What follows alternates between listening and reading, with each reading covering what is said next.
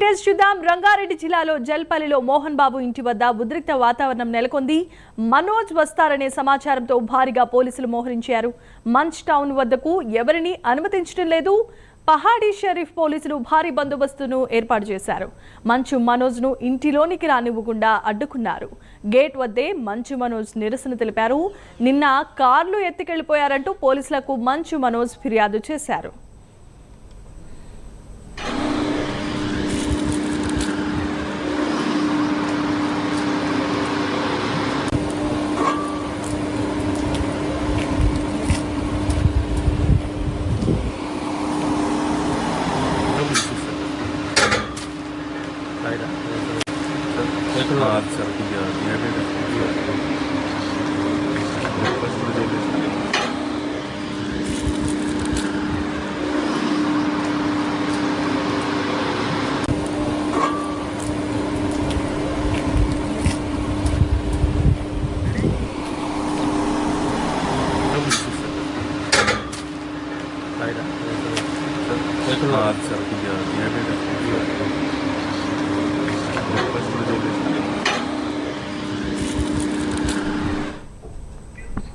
Right, ఇక bulletin లో breaking news and visuals చూస్తూ ఉన్నాం. రంగారెడ్డి జిల్లాలో జల్పల్లిలో మోహన్ బాబు ఇంటి వద్ద ఉద్రిక్త వాతావరణం నెలకొంది.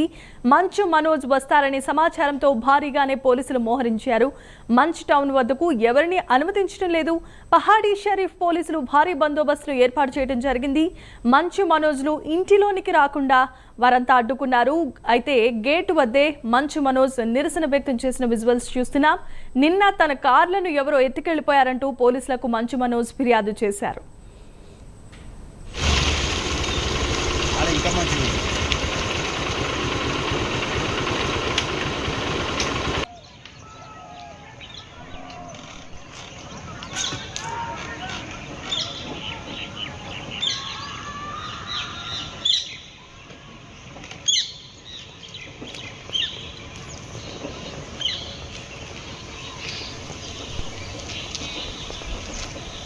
అంతదానికి ఎంత చేస్తారా?